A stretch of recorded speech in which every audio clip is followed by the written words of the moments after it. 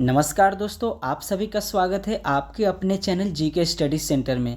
दोस्तों, इसके पहले वाले जो वीडियो में हमने टेस्ट सीरीज का 3 नंबर सेट जो है, यानी कि 3 नंबर जो टेस्ट सीरीज है उसका हम लोग क्वेश्चन आंसर किए थे। ठीक है, तो दोस्तों उस वीडियो में हम लोग ने पूरा प्रश्न कवर नहीं किया था। उसमें टोटल 75 प्रश्न को ही हम लोगों ने कवर किया था। तो दोस्तों इस वीडियो में हम लोग 76 से लेकर कितना 150 तक कवर करेंगे। ठीक है, यानी कि टेस्ट 3 जो है, टेस्ट 3 को आज हम लोग पूरा कर लेंगे।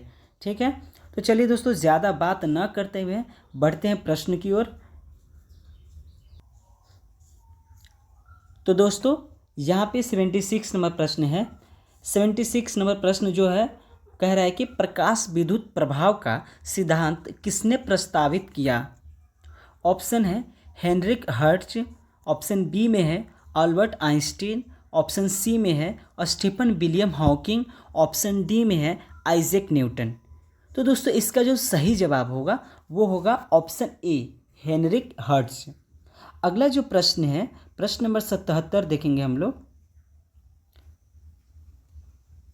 77 नंबर प्रश्न है दोस्तों, समस्थानिक और समभारिक के संदर्भ में निम्नलिखित कथनों पर विचार कीजिए। अब दोस्तों यहाँ पे कथन एक दिया गया है, समभारिक वे परमाणु होते हैं जिनका द्रव्यमान समान होता है लेकिन परमाणु क्रमांक भिन्न होता है।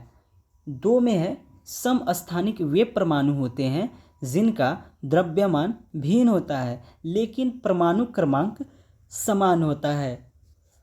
अब आगे क्या कह रहा है कि उपर्युक्त कथनों में से कौन सा या कौन से सही है। ठीक है, तो इसका जो सही जवाब होगा वो होगा ऑप्शन सी, यानी कि कथन 1 और कथन 2 दोनों सही है। ठीक है, बढ़ते हैं अगले प्रश्न की ओर। अगला प्रश्न है 78 नंबर प्रश्न जो है ये है, वायरस के संदर्भ में निम्नलिखित कथनों पर विचार कीजिए। अब क्या है, कथन 1 देखेंगे हम लोग। वायरस शब्द सबसे पहले पाश्चर इवानोवस्की, ठीक है, इवानोवस्की ने दिया था। 2 में है किसी भी वायरस में आरएनए और डीएनए दोनों नहीं होते हैं। 3 में है बैक्टीरिया को संक्रमित करने वाले वायरस में आमतौर पर द्विरजुक डीएनए होता है। अब कह रहा है उपर्युक्त कथनों में से कौन सा या कौन से सही है। ठीक है, तो इसका जो सही जवाब होगा ऑप्शन डी होगा 1, 2, 3, यानी कि जो तीनों जो कथन है दोस्तों वो तीनों कथन सही है। अगला प्रश्न जो है देखेंगे, अगला प्रश्न नंबर 79 नंबर प्रश्न देखेंगे दोस्तों। 79 नंबर प्रश्न है,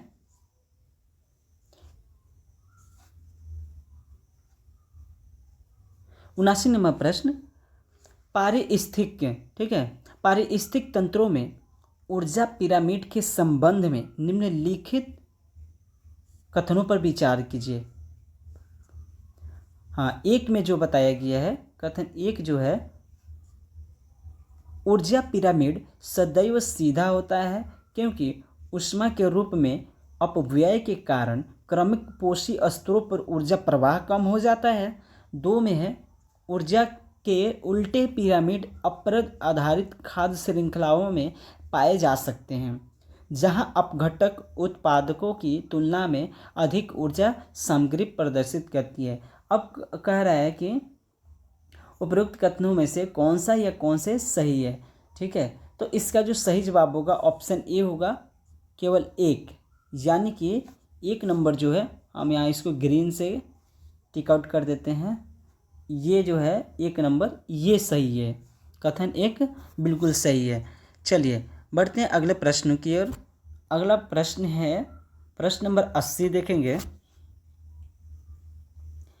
80 नंबर प्रश्न है, इम्यूनोग्लोबुलिन का कौन सा वर्ग मुख्य रूप से कोलोस्ट्रडम, ठीक है, कोलोस्ट्रडम में मौजूद होता है और नवजात शिशु को निष्क्रिय प्रतिरक्षा प्रदान करता है। ऑप्शन ए है इम्यूनोग्लोबुलिन ए, ऑप्शन बी है इम्यूनोग्लोबुलिन जी, ऑप्शन सी है इम्यूनोग्लोबुलिन एम, ऑप्शन डी है इम्यूनोग्लोबुलिन ई। तो दोस्तों इसका जो सही जवाब होगा इसका सही जवाब होगा ऑप्शन कितना ए। ठीक है, इसका राइट आंसर क्या होगा? Option A. नेक्स्ट प्रश्न है, ये देखिए नेक्स्ट क्वेश्चन। रॉयल स्वीडिश, ठीक है, royal Swedish academy of sciences ने 2024 का रसायन का नोबेल पुरस्कार निम्नलिखित में से किसे नहीं प्रदान किया? फिर से हम प्रश्न को रिपीट करते हैं। Royal Swedish academy of sciences ने 2024 का रसायन का नोबेल पुरस्कार निम्नलिखित में से किसे नहीं प्रदान किया? ऑप्शन ए है डेविड बेकर, ऑप्शन बी है डेमिस हसाबिस, ऑप्शन सी है जॉन जंपर, ऑप्शन डी है विक्टर एम्ब्रोस। तो दोस्तों इसका जो सही जवाब होगा, इसका राइट आंसर होगा ऑप्शन डी। ठीक है, इसका राइट आंसर क्या होगा? Option D. क्या होगा? Victor Ambros. नेक्स्ट क्वेश्चन है, नेक्स्ट क्वेश्चन 82 है। 82 नंबर प्रश्न है, माइक्रो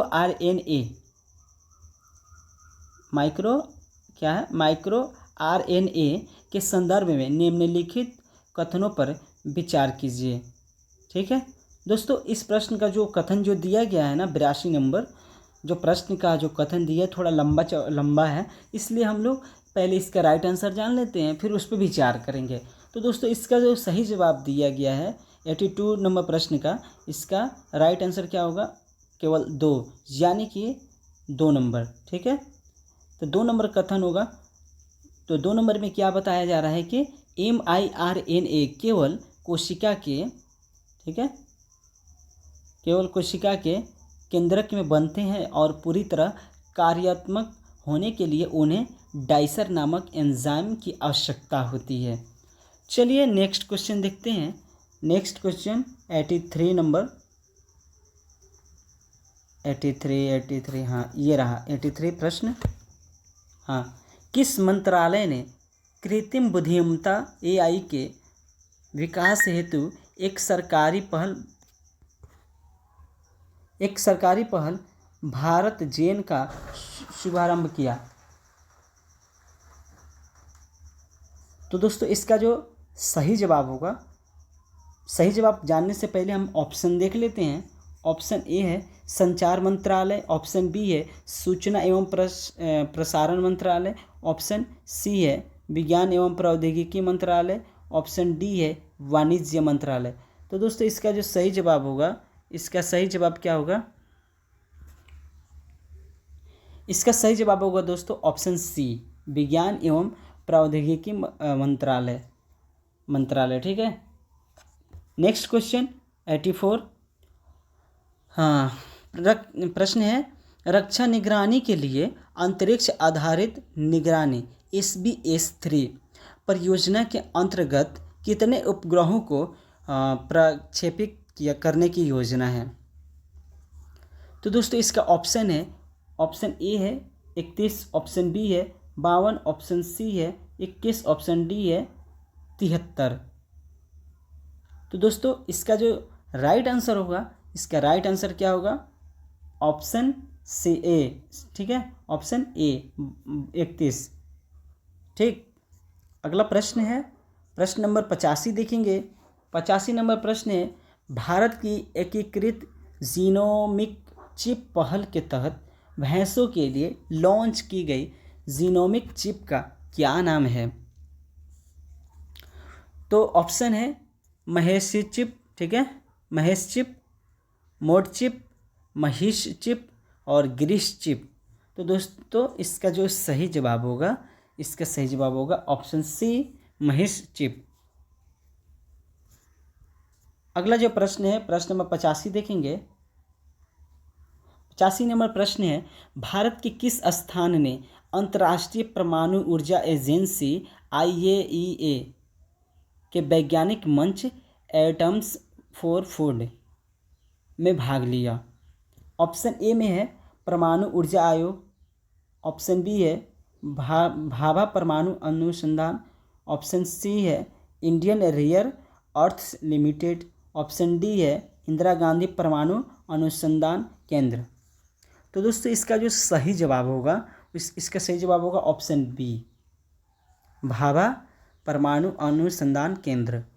अगला प्रश्न, प्रश्न नंबर 87।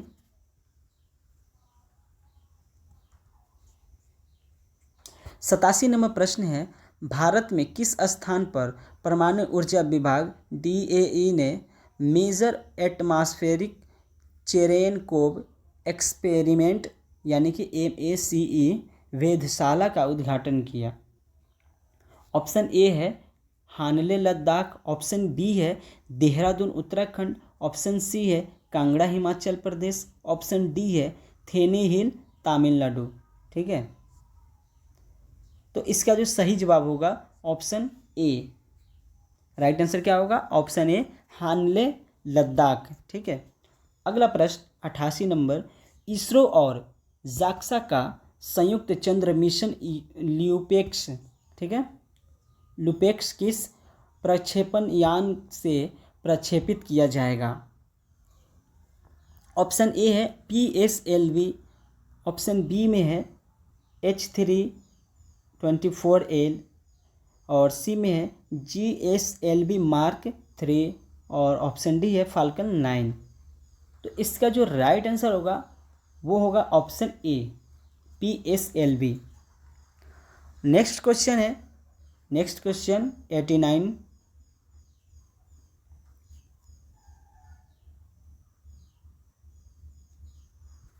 हाँ तो दोस्तों 89 नंबर प्रश्न, HCNG के संदर्भ में निम्नलिखित कथनों पर विचार कीजिए।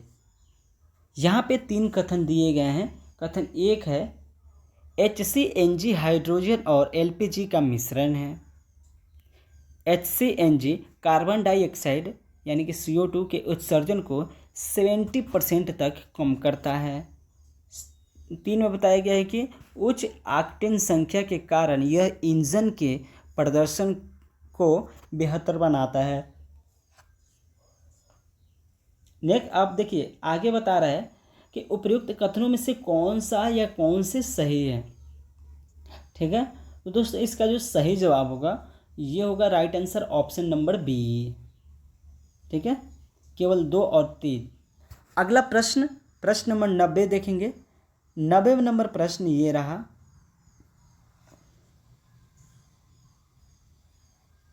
भारत में सेफ्रॉन क्रांति निम्नलिखित में से किस उद्देश्य से जुड़ी है? ऑप्शन ए में बताया गया है नवीकरणीय ऊर्जा को बढ़ावा देना, ऑप्शन बी में है 7 हरी सब्जियों के उत्पादन को बढ़ावा देना, 3 में है क्या है 7 प्रकार की मछलियों के उत्पादन को बढ़ावा देना और डी में है रक्षा उत्पादन में वृद्धि।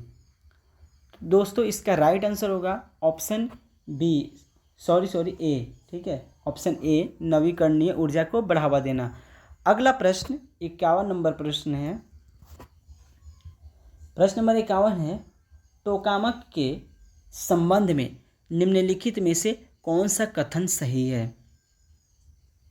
तो दोस्तों कथन जो है, जो भी 4 कथन दिए गए इसमें ऑप्शन में बताया गया है तो थोड़ा लंबा है, इसलिए इसको ज़्यादा अपना पढ़ते हो पहले हम इसका राइट आंसर जान लेते हैं। तो इसका राइट आंसर होगा ऑप्शन ए, इसका उपयोग अंतरिक्ष आधारित संग्रहों के माध्यम से सौर ऊर्जा के दोहन में किया जाता है। अगला प्रश्न 92 नंबर प्रश्न, 92 नंबर प्रश्न है, निम्नलिखित में से कौन मध्यम पृथ्वी कक्षा MEO में रखे गए उपग्रहों की विशिष्ट ऊंचाई सीमा को सही ढंग से परिभाषित करता है?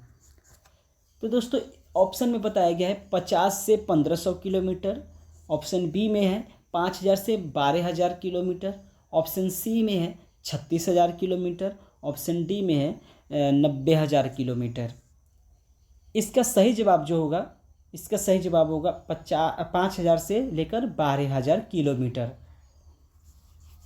अगला प्रश्न 93 नंबर प्रश्न देखेंगे। ये रहा 93 नंबर प्रश्न, कह रहा है कि सूची 1 को सूची 2 से सुमेलित कीजिए। सूची 1 में जो बताया गया है, सूची 1 में है क्या है, जीपीएस, ठीक। और सूची 2 में क्या है, देश।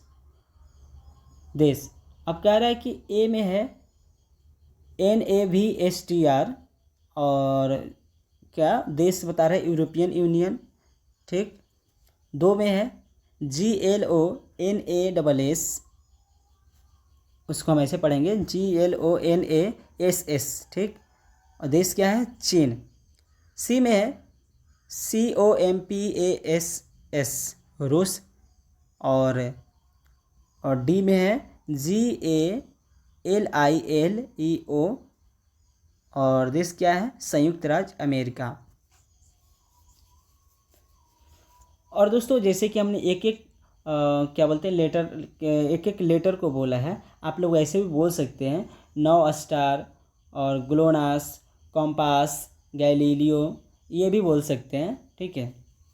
चलिए, तो इसका जो सही जवाब हम लोग चयन करते, कह रहा है कि सही जवाब चयन कीजिए, सही उत्तर का चयन कीजिए। तो इसका जो सही जवाब होगा ऑप्शन बी होगा, ए का 4, क्या है, ए का 4, ए का 4, बी का 3, ग्लोनास रूस है, और उसके बाद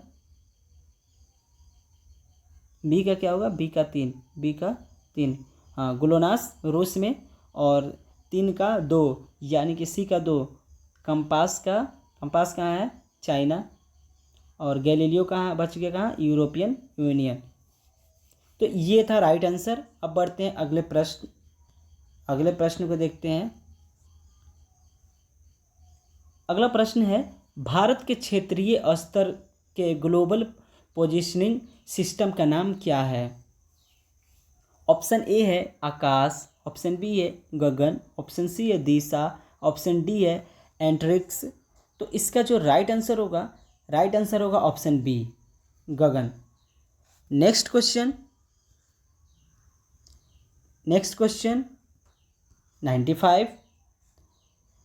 95 नंबर प्रश्न है, संवर्धित वास्तविकता AR और आभासी वास्तविकता VR के संदर्भ में निम्नलिखित कथनों पर विचार कीजिए। कथन 1 है, AR किसी वास्तविक या काल्पनिक वातावरण की प्रतिकृति प्रस्तुत करता है और उपयोगकर्ता को उसके साथ अंतःक्रिया की सुविधा देता है। 2 में है, VR वास्तविक भौतिक दुनिया का प्रत्यक्ष या अप्रत्यक्ष दृश्य प्रदान करता है। अब कह रहा है कि उपयुक्त कथनों में से कौन सा या कौन से सही है। तो इसका जो सही जवाब होगा वो होगा ऑप्शन डी, ना तो एक सही है और ना ही 2 सही है, ठीक है, दोनों में कोई सही नहीं है। चलिए, अगला प्रश्न है प्रश्न नंबर 96 देखेंगे। 96 नंबर प्रश्न है, ये रहा स्क्रीन पे। 96 नंबर प्रश्न फिर से वही बात है, कह रहा है कि सूची 1 को सूची 2 से सुमेलित कीजिए। लेकिन अब क्या बताया जा रहा है, यहाँ पे सूची 1 में बताया गया है कि तकनीकी नवाचार है, ठीक है, और 2 में बताया गया कि अनुप्रयोग क्षेत्र है। तो ए में है स्मॉल लैंग्वेज मॉडल्स, और इसमें 1 में है इलेक्ट्रिक वाहनों के लिए ऊर्जा भंडारण। बी में है सॉलिड स्टेट बैटरिया, और 2 में है प्रिसिशन मेडिसिन और सिंगल सेल विश्लेषण। सी में है ओमनिओमिक्स। 3 में है कम उत्सर्जन वाले विनिर्माण। डी में है ग्रीन स्टील, और 4 में है विशिष्ट कार्यों के लिए कुशल कृत्रिम बुद्धिमत्ता। तो दोस्तों इसका जो सही चयन होगा वो देखते हैं नीचे। इसका जो सही चयन होगा वो होगा ऑप्शन ए का 4, बी का 1, सी का 2 और डी का 3, ठीक है। 1 मिनट दोस्तों, थोड़ा आप लोग 1 से 2 मिनट वेट कीजिए।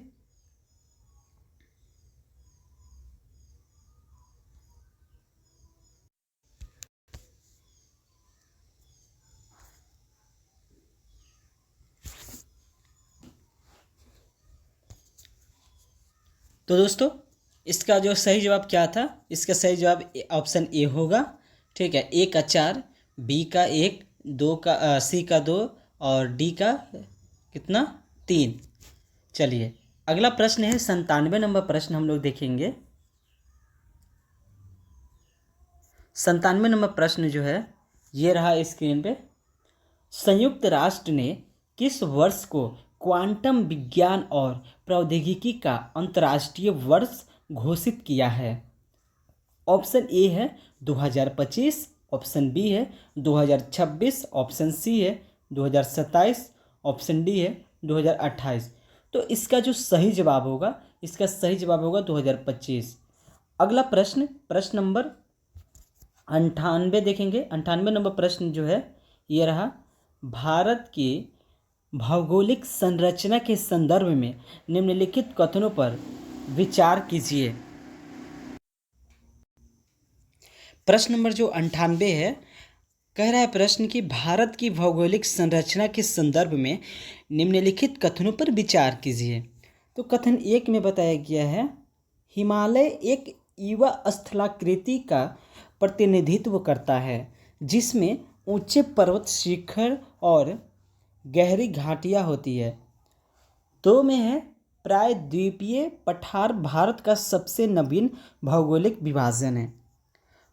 आगे देखेंगे क्या कह रहा है। कह रहा है कि उपर्युक्त कथनों में से कौन सा सही है या कौन से सही है। तो इसका जो राइट आंसर होगा ऑप्शन ए होगा, केवल एक, यानी कि ये जो एक में बताया गया है, हिमालय एक युवा स्थलाकृति का प्रतिनिधित्व करता है जिसमें ऊंचे पर्वत शिखर और गहरी घाटियां होती है। तो दोस्तों ये होगा सही जवाब। अगला प्रश्न है प्रश्न नंबर 99। 99 नंबर प्रश्न जो है ये है, नदियों और उनके उद्गम के, प्रश्न क्या है, नदियों और उनके उद्गम के निम्नलिखित युग्मों में से कौन से सुमेलित है? नीचे दिए गए कूट का प्रयोग करके सही उत्तर का चयन कीजिए। तो क्या होगा, इसका सही जवाब होगा केवल 3 नंबर, ये है कौन से सुमेलित, ये है यमुना, यानी कि यमुनोत्री, क्या है, यमुनोत्री हिमनद, यमुनोत्री हिमनद, ये होगा। सिर्फ यही जो यहाँ पे दिया गया है युग्म वो यही सही है, इसके अलावा जो भी 3 है वो गलत है।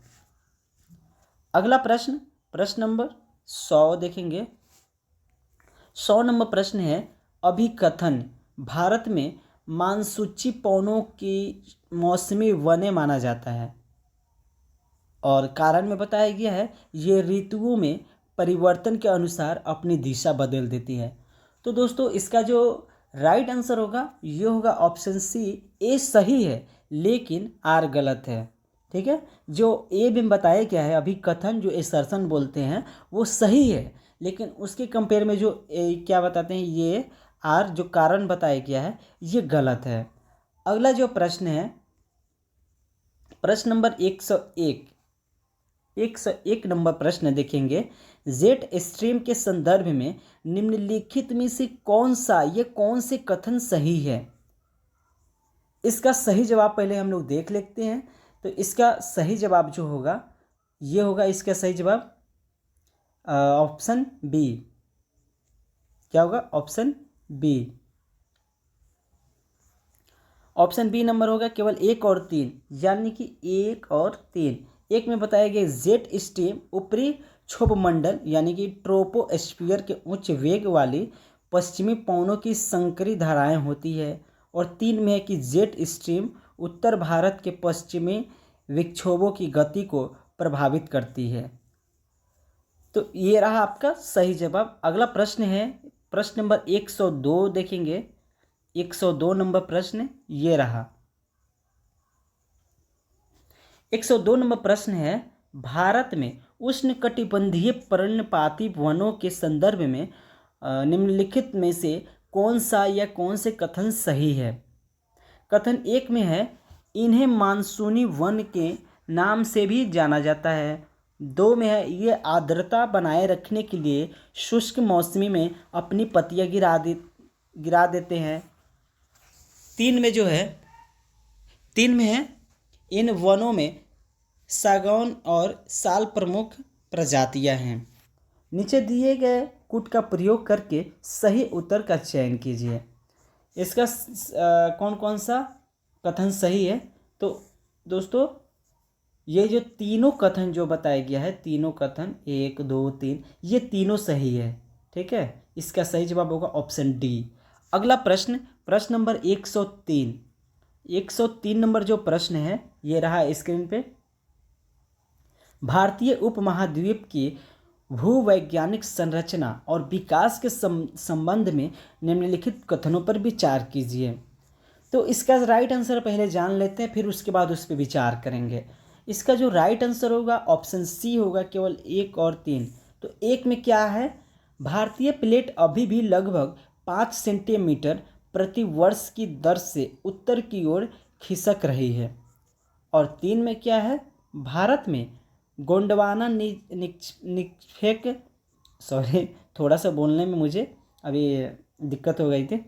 हाँ, तो क्या था कि भारत में गोंडवाना निक्षेप कोयले से समृद्ध है और इनका निर्माण मेसोजोइक युग के दौरान हुआ था। तो यही जवाब हुआ इसका राइट आंसर। ठीक है, इस प्रश्न का राइट आंसर यही होगा। अगला प्रश्न, प्रश्न नंबर 104 नंबर प्रश्न देखेंगे। सुनामी के संबंध में निम्नलिखित में से कौन सा या कौन से कथन सही है? कथन 1 में है सुनामी समुद्र के अंदर आने वाले भूकंपों से उत्पन्न होने वाली विशाल समुद्री लहरें हैं। 2 में है कि भारत का पूर्वी तट पश्चिमी तट की तुलना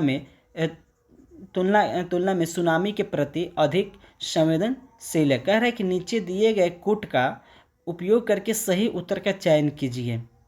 ठीक है, तो दोस्तों ये जो दोनों जो कथन जो है ना, ये दोनों कथन सही है, यानी कि ऑप्शन सी होगा, 1 और 2 दोनों। अगला प्रश्न, प्रश्न नंबर 5, 105 नंबर प्रश्न है निम्नलिखित में से कौन इन सीटू संरक्षण का एक उदाहरण है? इन सीटू संरक्षण, ऑप्शन ए है प्राणी उद्यान, ऑप्शन बी वनस्पति उद्यान, ऑप्शन सी राष्ट्रीय उद्यान, ऑप्शन डी विश्व बैंक। इसका राइट आंसर होगा ऑप्शन सी राष्ट्रीय उद्यान। अगला प्रश्न, प्रश्न नंबर 106 नंबर प्रश्न है भारत में वनों के प्रकारों के संदर्भ में निम्नलिखित में से कौन सा या कौन से कथन सही हैं? ऑप्शन ए में बताया गया है कि उष्णकटिबंधीय वर्षावन पश्चिमी घाट की पश्चिमी ढलानों पर पाए जाते हैं। 2 में है कि पर्वतीय वन हिमालय और नीलगिरी की ऊंचाई क्षेत्रों में पाए जाते हैं। 3 में है कि मैंग्रोव वन ओडिशा और पश्चिम बंगाल के तटों के किनारे पाए जाते हैं। इसका जो सही जवाब होगा, कह रहे हैं कि सही उत्तर का चयन कीजिए, तो इसका जो सही जवाब होगा वो होगा ऑप्शन डी, 1 2 3 तीनों सही है। प्रश्न नंबर 107 है अभिकथन यह असर्शन है कि भारत को एक महाविविधता वाला देश माना जाता है। और कारण क्या बता रहा है कि भारत में विश्व की लगभग 28% दर्ज प्रजातियां पाई जाती है और यहाँ 6 वैश्विक जैव विविधता हॉट स्पॉट हैं। आपका नीचे दिए गए कोड का सही प्रयोग करके चयन कीजिए। तो दोस्तों ये जो असर्शन है, असर्शन जो है ये गलत है, लेकिन आर जो बताया गया कि भारत में विश्व की लगभग 28% दर्ज प्रजातियां पाई जाती है और यहाँ 6 वैश्विक जैव विविधता हॉट स्पॉट है। तो दोस्तों ये है राइट आंसर ऑप्शन डी। अगला प्रश्न, प्रश्न नंबर 108 नंबर प्रश्न है भारत में मृदाओं के संदर्भ में निम्नलिखित कथनों पर विचार कीजिए। इसका सही जवाब इसका सही जवाब जो है उसके जानने के बाद हम इस पर विचार करेंगे। तो इसका जो सही जवाब होगा ऑप्शन डी है। 1 2 3 तीनों सही है। अब हम लोग पढ़ लेते हैं कि 1 में क्या है, 2 में क्या है और 3 में क्या है। 1 में है कि जलोढ़ मृदाएं भारत के 43% भूभाग पर फैली हुई है और इनमें फास्फोरस की मात्रा कम होती है। 2 में है कि काली मृदाएं भारत की मृदाओं का 15% हिस्सा बनती है और आर्द्रता बनाए रखने के कारण कपास के लिए आदर्श होती है। 3 में है लैटेराइट मृदाएं उच्च वर्षा की स्थिति में तीव्र निक्षालन द्वारा निर्मित होती है। ठीक है, अगला प्रश्न है प्रश्न नंबर 109 नंबर प्रश्न। 109 नंबर जो है प्रश्न ये रहा। प्रश्न है निम्नलिखित में से किस स्थान पर शोम्पेन जनजाति पाई जाती है। क्या है, शोम्पेन जनजाति पाई जाती है। तो दोस्तों इसका सही जवाब होगा option B, right answer B, Nicobar द्वीप समूह। 110 नंबर प्रश्न निम्नलिखित में से कौन सी नदी भारत में प्रवेश करने से पहले नमचा बरवा चोटी के पास पूर्वी हिमालय के चारों ओर एक तीव्र यू टर्न लेती है। क्या होगा, वो है ब्रह्मपुत्र। ब्रह्मपुत्र नदी जो है यही ऐसा करता है। ठीक है, अगला प्रश्न 111 नंबर प्रश्न है। 111 नंबर प्रश्न भारत में लाल मिट्टी के लाल रंग के लिए मुख्य रूप से निम्नलिखित में से कौन उत्तरदायी होता है। तो दोस्तों इसका जो उत्तरदायी होगा ये होगा ऑप्शन बी, यही इसका कारण होता है फेरिक ऑक्साइड की उपस्थिति। प्रश्न नंबर 112 भारतीय कोयले की गुणवत्ता विशेषताओं के संदर्भ में निम्नलिखित कथनों पर विचार कीजिए। तो दोस्तों पहले हम इसका राइट आंसर जान लेते हैं। राइट आंसर होगा इसका 1 और 3, यानी कि ऑप्शन सी 1 3। 1 में है कि इसमें सल्फर की मात्रा अपेक्षाकृत कम होती है जिससे यह आयातित किस्मों की तुलना में कम प्रदूषणकारी होता है। 3 में है कि यह आमतौर पर उच्च राख सामग्री से जुड़ा होता है जिससे इसका ऊष्मीय मान कम हो जाता है। अगला प्रश्न नंबर 113 नंबर जो प्रश्न है ये है 113 नंबर प्रश्न। गलाथिया खाड़ी जिसे हाल ही में एक अंतर्राष्ट्रीय ट्रांसशिपमेंट बंदरगाह के लिए प्रस्तावित किया गया है, कहाँ स्थित है। तो दोस्तों ऑप्शन है लक्षद्वीप, ऑप्शन बी में है, ऑप्शन बी है अरब सागर, ऑप्शन सी है अंडमान और निकोबार, ऑप्शन डी है दक्षिण चीन सागर। इसका सही जवाब होगा ऑप्शन सी, अंडमान और निकोबार। अगला प्रश्न 114 नंबर प्रश्न है हाल ही में आरबीआई के कार्यकारी निदेशक के रूप में किसे नियुक्ति किया गया है।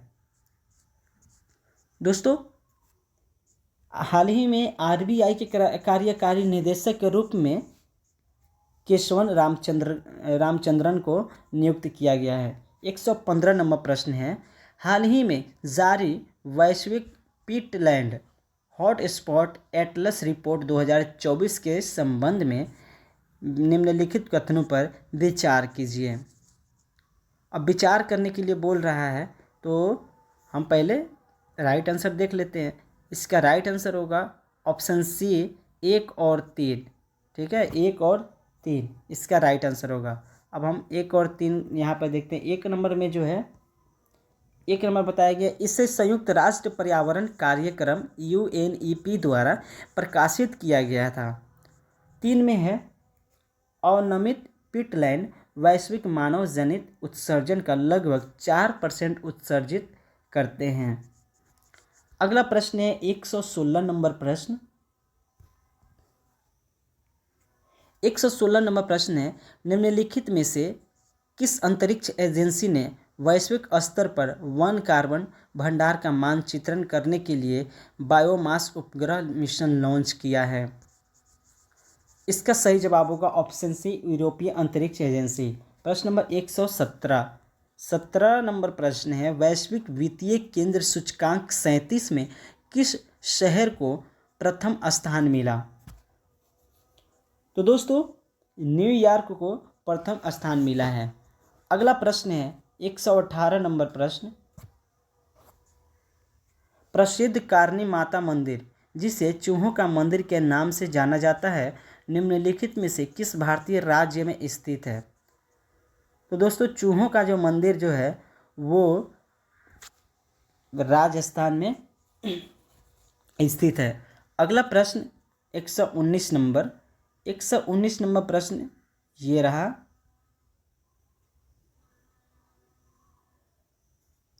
एक 119 नंबर प्रश्न है, हाल ही में निम्नलिखित कथनों में से किस स्थान पर संयुक्त राष्ट्र शांति स्थापना मंत्री स्तरीय 2025 संपन्न हुआ है? मंत्री स्तरीय 2025 संपन्न हुआ है। तो दोस्तों ये है बर्लिन, जर्मनी। अगला प्रश्न 120 नंबर, 120 नंबर प्रश्न है, कह रहा है कि विंझिंजम अंतर्राष्ट्रीय बंदरगाह के संदर्भ में निम्नलिखित में से कौन सा कथन सही है? तो इसका जो राइट आंसर होगा ऑप्शन ए। यह भारत का पहला गहरे पानी वाला कंटेनर ट्रांसशिपमेंट बंदरगाह है जिसे केरल सरकार द्वारा विकसित किया गया है। अगला प्रश्न 121 नंबर प्रश्न, 121 नंबर प्रश्न है, विक्रमशिला गांगेय डॉल्फिन अभयारण्य के संबंध में निम्नलिखित कथनों पर विचार कीजिए। तो जो इसमें बताया गया है केवल 2 और 3 राइट आंसर है, यानी कि 2 और 3। यह गंगा नदी के किनारे सुल्तानगंज से कहलगांव तक 60 किलोमीटर तक फैला हुआ है। 3 नंबर में है कि यह भारत का एकमात्र डॉल्फिन अभयारण्य है जिसे वन्य जीव संरक्षण अधिनियम 1972 के अंतर्गत अधिसूचित किया गया है। दोस्तों अगला प्रश्न है प्रश्न नंबर 22 नंबर प्रश्न यहाँ पर दिया गया है। 122 नंबर प्रश्न क्या है, निम्नलिखित में से कौन से युग्म सही सुमेलित है? कौन से युग्म सही सम्मिलित है? पहले हम इसका राइट आंसर जानते हैं। ऑप्शन ए केवल 1, 2, 3 और 4, यानी कि सभी, केवल 1, 2, 3, 4 और 6 दिया गया है। ठीक है, तो एक में है कि नकटी जलाशय पक्षी अभयारण्य जमुई, 2 में है उदयपुर वन्यजीव अभयारण्य बेतिया, 3 में है भीम बांध वन्यजीव अभयारण्य मुंगेर, 4 में है कंवर झील पक्षी अभयारण्य बेगूसराय। तो दोस्तों ये है इसका राइट आंसर। अगला प्रश्न है 123 नंबर प्रश्न, पुनपुन नदी के संबंध में निम्नलिखित कथनों पर विचार कीजिए। विचार करने से पहले हम इसका राइट आंसर जान लेते हैं। राइट आंसर होगा ऑप्शन डी 1, 2, 3, यानी कि तीनों सही है। एक में क्या है कि पुनपुन नदी गंगा की एक दक्षिणी सहायक नदी है। 2 में है यह झारखंड के पलामू जिले में छोटा नागपुर पठार क्षेत्र से निकलती है। 3 में है यह नदी पटना जिले के फतुहा में गंगा से मिलती है। अगला प्रश्न देखेंगे, बहुत बेहतरीन प्रश्न, प्रश्न नंबर 124, बिहार आर्थिक सर्वेक्षण 2024 से 25 के संदर्भ में निम्नलिखित में से कौन से कथन सही हैं?